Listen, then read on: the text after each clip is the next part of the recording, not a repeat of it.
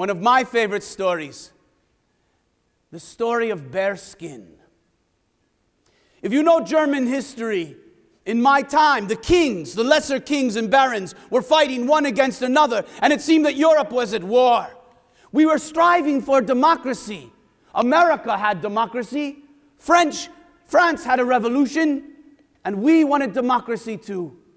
Napoleon from France invaded Germany. We were at war. For 1,000 years we were at war. First we fought with Rome in the Teutonic Wars, and the 7 Years' War, and the 100 Years' War, and the War of the Roses. War after war after war. There was one man. He was a soldier. He was trained to fight and kill, and that was all he knew. And then, peace. Peace came to this land. And the soldier did not have a job. All he knew was fighting. And so he went to his brother. His parents had died. He could not go home. He went to his brother. His brother had married and had children, and she did not want a soldier in the house. He could not find a job. So he went out into the swamp. And there in the middle of this dark, murky swamp, there was a small copse of woods, a circle of trees. He sat down in the middle of that circle, and he did not know what to do with his life. When he heard clippity-clap, clippity-clap, clippity-clap, he turned to see a man wearing a green frock coat, a man with little horns poking through his hair. Or was it a man with cloven hooves like a goat? It was Beelzebub, Lucifer.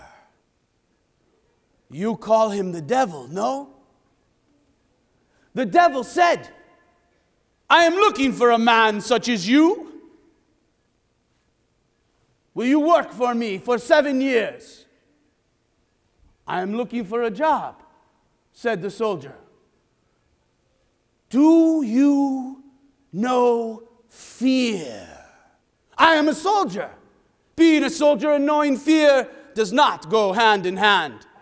I do not know what fear is. Then turn around. A huge bear was standing there. The soldier lowered his rifle, shoved it into the nose of the bear, and kablam! The bear was dead. Well then, said the man with cloven hooves, I think you are the man I've been looking for. And he skinned the bear. He said, you must wear this bear skin for 7 years. For 7 years you may not shave, trim your nails, bathe, or shower. How shall I live? Said the soldier. I will give you my green coat. Whenever you need anything, put your hand in the pocket, and you shall be provided for. Well, the young soldier, he put on the bear skin and the green coat. He put his hands in the pockets to test, and there were gold coins. This will not cost me my soul, said the soldier. Well, this is up to you. If you survive the 7 years, your soul shall be your own. But if not, it shall be mine. Well, the young soldier did not know what else to do. 7 years, you say? 7 years. And you must not pray for 7 years. Well, the man lived hard on that pocket. He bought whatever he wanted, whatever he needed. He could stay in the most luxurious inns until the bearskin began to smell. The years swam by, his hair so matted, he looked more like bear than man. With the bearskin about him, that became his name. Soon the innkeepers would have nothing to do with him. until he pulled out a handful of gold. They would not let him stay in the inn with the other guests. They put him not in the stable, afraid he would scare the horses. But they gave him a small room, like a gardener's shed, a place to sleep, a bite to eat. But during those years, he lived hard on that pocket. And whenever he met a homeless man or a child who was hungry, he gave them gold. He said, "Pray for me, please. Pray that I survive these 7 years." Could you imagine his smell after 4 long years without bathing, his look without shaving, his claws without trimming? One night, Bearskin was in a small shelter, and he heard wailing, crying, moaning. In the room beside him, this was no child. It was an old man. Bearskin listened until his heart could take it no longer. He opened the door between the 2 rooms. The old man crying in the corner looked, "Ah! Do not be afraid," said Bearskin. "What is wrong with you? What has broken your heart so that you wail like a child?" The old man could fairly cease his crying. He said, "I am just a simple farmer. I have lived hard. I have worked hard. I have tried to take care of my family. But my wife, she has died. My debts, they have grown. I cannot pay them. I shall lose my farm. And my 3 daughters, my daughters will have no place to live, no one to care for them. I'm going to prison in the morning, and I cannot even say goodbye." "Ha! If it is only debt you have," said Bearskin, "then debt I shall take care of." And he gave the man more gold than he could spend, paid off all of his debts, and gave him more gold besides. The old man said, "You have been so kind to me, so generous. Under that dark skin, there must be a good heart. Since you have been so kind to me, let me take you home and introduce you to my 3 daughters. Are you married?" "No," said Bearskin. "Then one of my daughters shall be your bride." "If she will have me," said Bearskin. And in the morning, they went to the farmer's home. He had 3 of the most beautiful girls you had ever seen.